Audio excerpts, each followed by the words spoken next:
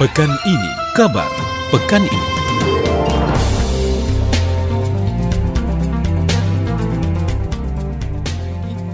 Seperti tadi yang sudah kita janjikan, kita akan terhubung dengan Profesor Dr. Suwarto MPD. Langsung saja kita sapa beliau. Assalamualaikum warahmatullahi wabarakatuh, Prof. Waalaikumsalam warahmatullahi wabarakatuh. Alhamdulillah bisa terhubung dengan baik. Bagaimana kabarnya, Prof, pagi ini? Baik, sehat. Alhamdulillah pagi ini. Alhamdulillah Posisi? sehat. Posisi di rumah carian. Oh, begitu. Di Sukarjo. Baik. Kok dengarin di rumah, Prof, nggak di kantor lagi nih? Atau Sabtu libur. Sabtu libur. Oh, Sabtu libur. Alhamdulillah. Ya, sebenarnya ada ada yang jadi nganten, tapi karena Mas Firman ngabari terus saya. Alhamdulillah, kita diprioritaskan. Alhamdulillah. Alhamdulillah. Senang loh ya kalau diprioritaskan itu. Karena suara Prof Warto ini ilmunya juga harus diserap di 11 radio jaringan, Prof. Kita sangat membutuhkan ini, Prof. Apalagi para guru ya, rekan Para Ahmad guru, Fauzan. para pendidik begitu. Ini membutuhkan sekali ilmu dari Prof Warto. Langsung. Ya. Baik, Prof, terkait dengan Hari Guru Nasional hari ini, Prof.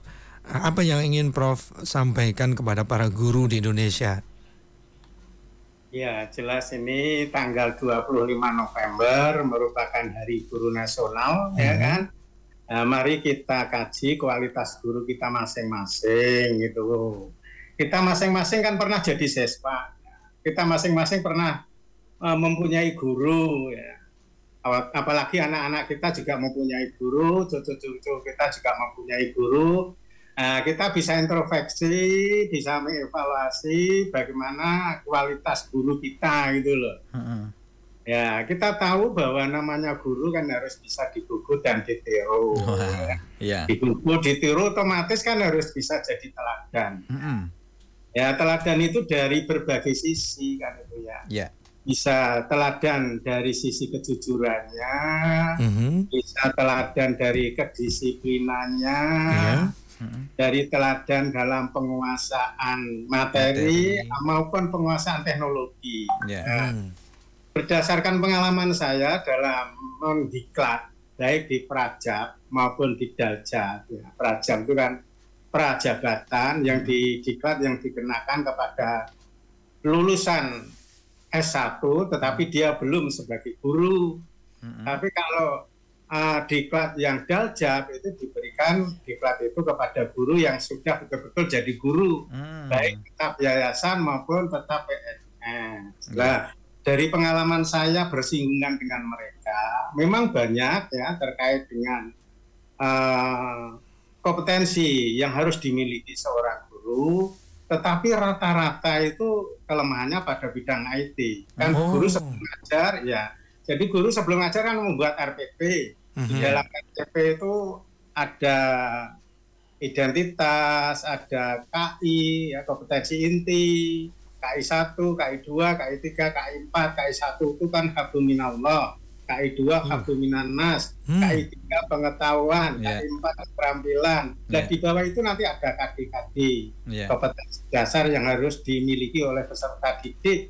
Kemudian dijabarkan dalam indikator-indikator dalam pembelajaran. Akhirnya dibuat tujuan pembelajaran dan seterusnya ke bawah.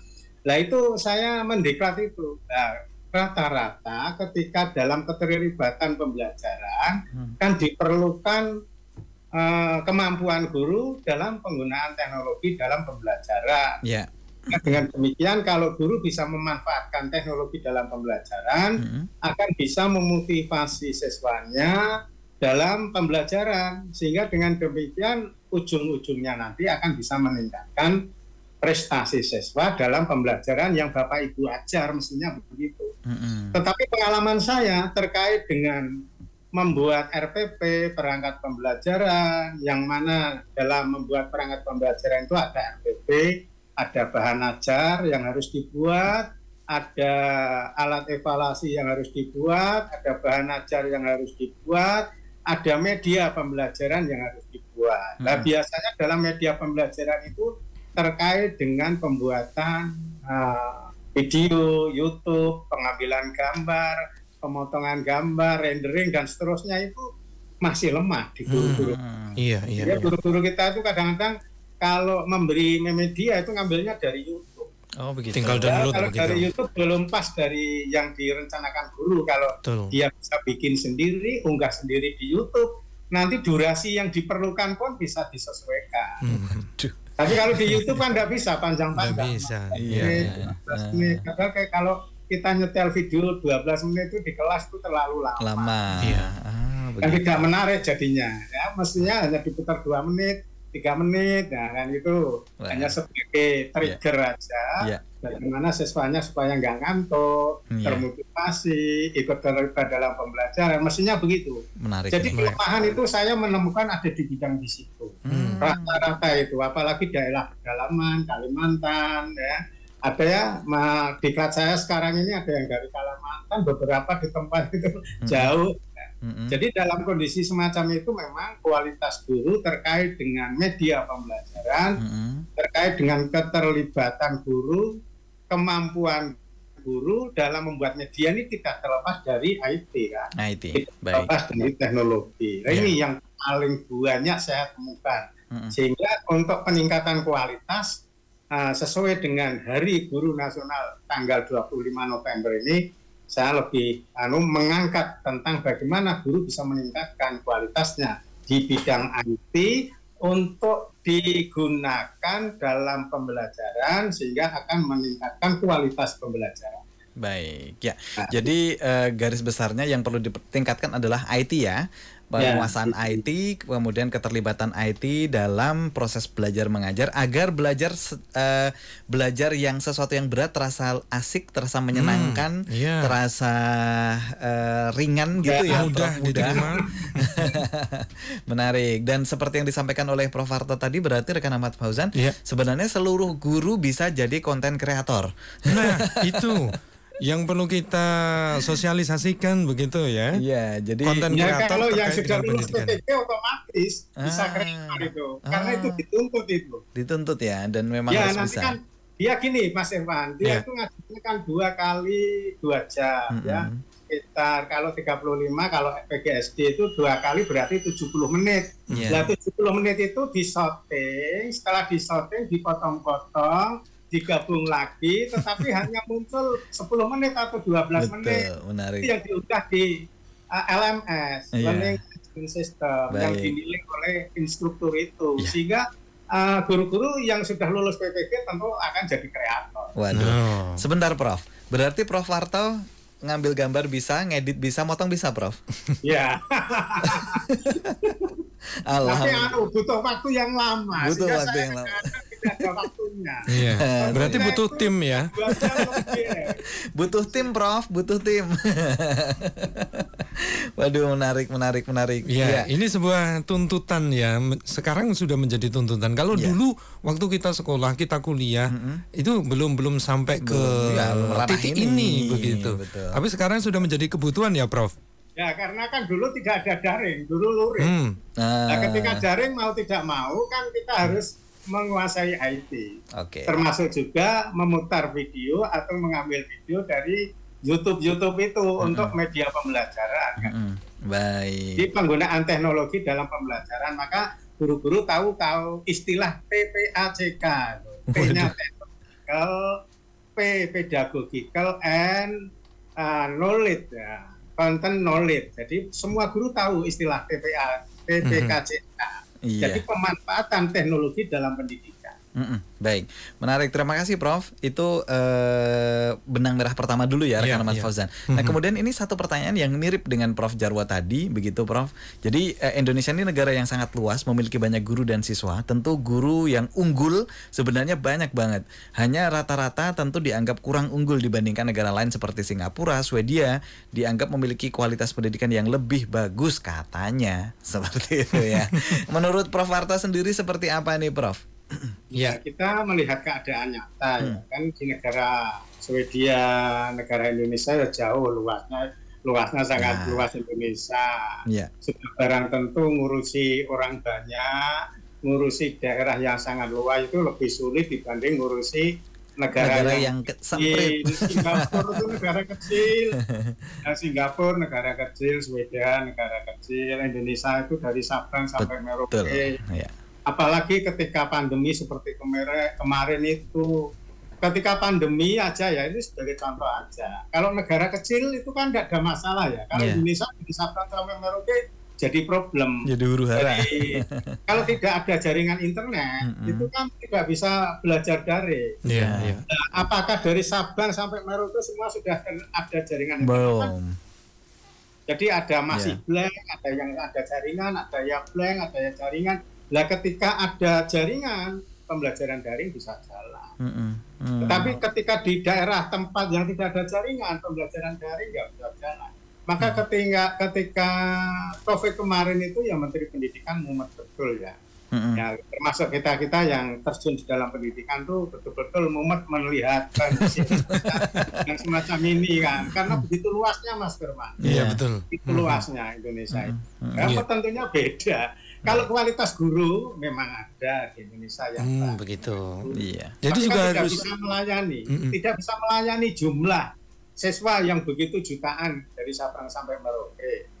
Nah, guru jumlahnya berapa yang berkualitas? Daerah yang harus tersebar guru seberapa luas? Berapa provinsi? Berapa kabupaten? Berapa kecamatan? Udah begitu. Yang jelas pokoknya ngurusi banyak orang itu lebih sulit. Iya.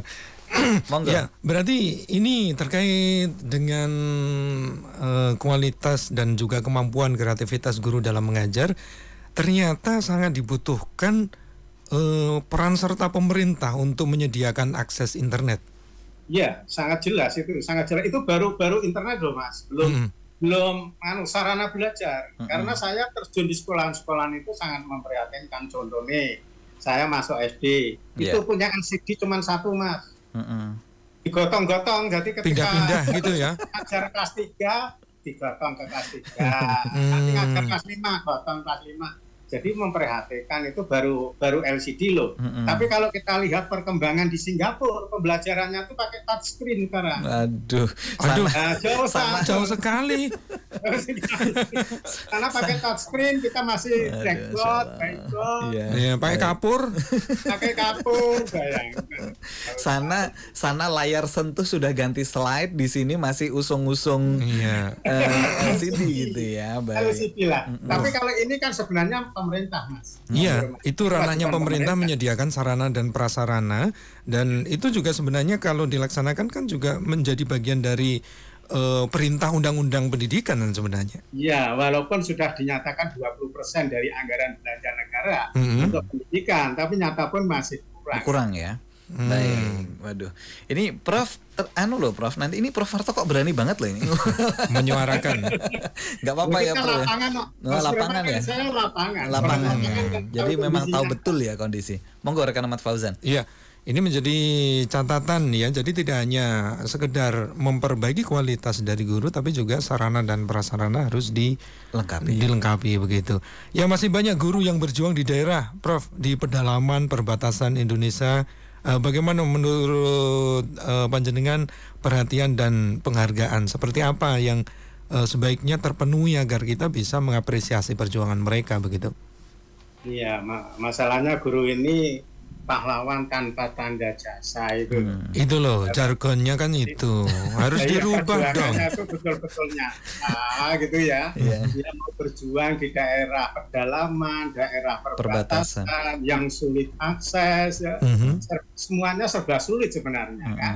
Oleh sebab itu kemudahan bagi mereka sangat diperlukan, antara lain mestinya gaji harus lebih tinggi. Saya pikir kalau gaji memang sudah ada perbedaan ya yang di daerah perbatasan ya. Terus akses internet bagaimana supaya dipermudah, karena kalau harus jalan-jalan secara darat kan repot.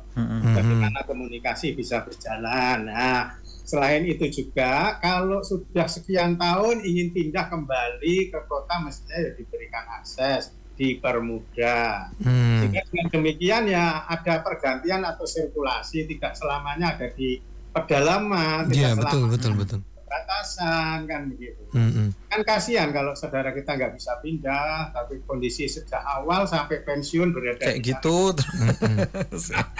Berada di pedalaman. Berarti harus ada manajemen ya, pengaturan ya. Iya, Guru-guru muda. regulasi. Iya. Guru-guru muda itu kawah condro di mukonya itu di perbatasan gitu ya. Jadi rekan Ahmad Fauzan, jadi Prof Warto, saya bisa membayangkan mahasiswa-mahasiswanya Prof Warto di FKIP, Kalimantan. Fakultas Ilmu Pendidikan, nanti kalau lulus diutamakan di daerah-daerah perbatasan, di daerah pedalaman dulu. Iya, harus siap ya. Setidaknya kan pendidikan di Jawa setidaknya ini ya lebih harusnya Ya. sih aksesnya lebih mudah, harusnya lebih berkualitas. Maka Harusnya seperti itu. punya target untuk dibawa ke sana, Prof. Diboyong ke perbatasan semua, Prof. Tapi Mestinya sudah begitu ya. Meskinya dengan begitu ya. dimudahkan segala sesuatunya. Nah, nanti tinggal pemerintah disangoni sik tenanan. Iya. Nah, Loh, ini kan tinggal- ini kan terkait dengan masa depan Bangsa. anak-anak monggo bangsa. nanti milih yang mana ini, yang konsen pada pendidikan yang kita pilih mestinya ya. Iya, betul. Punya konsen ke situ, konsepnya jelas. Iya. Kemudian ini tidak hanya sekedar untuk saat ini ya, Prof. Ini jangka panjang. Iya. Pendidikan anak-anak bangsa di masa yang akan datang kan kita perlu pikirkan untuk hari ini. Baik. Ini obrolan ini harusnya di-relay di 100 radio yang lain ini harusnya.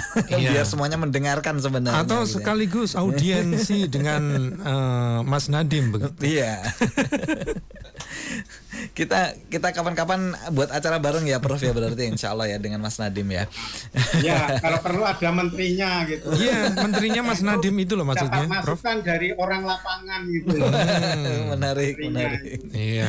Menarik ini, Prof. Kemudian Prof, kalau di Indonesia upaya yang dilakukan pemerintah untuk meningkatkan kapasitas diri sebagai seorang guru yang sudah dilakukan apa saja, Prof? Begitu, Prof. Yang Indonesia saat ini yaitu sebelumnya kan dulu tahun 2012 pernah dilakukan uji kompetensi guru Ya, UKG, ya. untuk mengetahui kemampuan guru. Yang mana pada saat itu passing grade-nya adalah 70. Iya. Kalau di atas 70 dianggap guru yang kualitas. Kalau kurang dari 70 dianggap guru belum Kurang. kualitas. Ya. Belum. Maka perlu diadakan diklat-diklat itu. Ternyata sebagian besar di bawah 70, Pak. Aduh. Itu artinya memang kualitas guru dalam kondisi rendah. Maka pemerintahan yang dulunya hanya gonta-ganti kurikulum, sekarang bukan kurikulumnya, gurunya yang dipermak gitu. Oh, saya kira Maka diganti. pemermak guru ini Iya. melalui diklat guru. Iya. Nah, diklat guru itu ada dua, Ya. Rajab dan Daljab. Nah, sekarang kalau Daljab itu untuk guru tetap yayasan maupun PNS. Kalau Rajab itu yang belum jadi guru tapi sudah lulus S1 yang ingin jadi guru. Baik. Jadi diklat yang namanya PPG, Pendidikan Profesi Guru, itu merupakan jembatan satu-satunya untuk masuk menjadi guru. Baik. Karena kalau nggak lewat situ tidak bisa. Baik. Karena PPG itu salah satu untuk mendapatkan sertifikasi Baik. guru atau SIM mengajar. Alhamdulillah. Dan itu Nah, kalau yang Daljab jelas itu tanggungan pemerintah ya. baik. Yang Rajab itu mestinya kan belum tanggungan pemerintah, itu masih pribadi-pribadi, dia lulus dari S1. Tetapi saat ini masih diberikan dana oleh pemerintah. Alhamdulillah. Oh, begitu. Mumpung masih ada dimanfaatkan. Masih ya, itu bisa dimanfaatkan karena Iya. belum pemilu. Barangkali kan sudah pemilu, mungkin beda. Iya. Kalau Karena- pemerintah beda. Karena beda kebijakan Bayar, itu gitu ya. harusnya bayar. Karena beda Yang kebijakan. Rajab itu harusnya bayar. Baik. Waktunya 1 tahun, Baik. 16 juta. Iya. Maka sekarang bisa dimanfaatkan. Masuknya lewat mana? Daftarnya lewat SIM PKP, Ya. internet, hanya satu pintunya. Jadi seluruh Indonesia bisa daftar. Baik. Yang mendengarkan Alhamdulillah. ini bisa daftar. Ya, dan itu tidak hanya teman-teman yang sekolah di negeri, tetapi teman-teman sekolah di swasta pun bisa ya, Prof ya. Baik, alhamdulillah perlakuan yang sama sekarang. Prof pengennya ngobrolnya 1-2 jam lagi, tapi waktu kita terbatas begitu ya. Mudah-mudahan kapan-kapan kita undang lagi Prof. Mudah-mudahan tidak bosan dan selalu berkenan untuk sama menteri sekali, jadi ada masukan itu.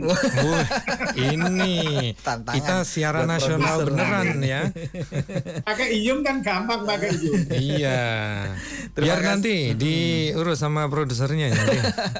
Terima kasih Prof sudah bergabung. Ya. Selamat melanjutkan kegiatannya. Selamat jagong. Salam untuk keluarga. Sehat-sehat. Assalamualaikum warahmatullahi wabarakatuh, Prof. Iya. Ya, alhamdulillah. Baik. Rekan Ahmad Fauzan. Itu tadi singkat waktu kita, tapi berkualitas. Berkualitas, mudah-mudahan menjadi gambaran bagaimana problem di lapangan terkait dengan dunia pendidikan. Ya, karena beliau menyampaikan sendiri selaku orang lapangan begitu ya, Orang yang lapangan. tahu betul kondisinya seperti apa begitu. Radio Persada FM.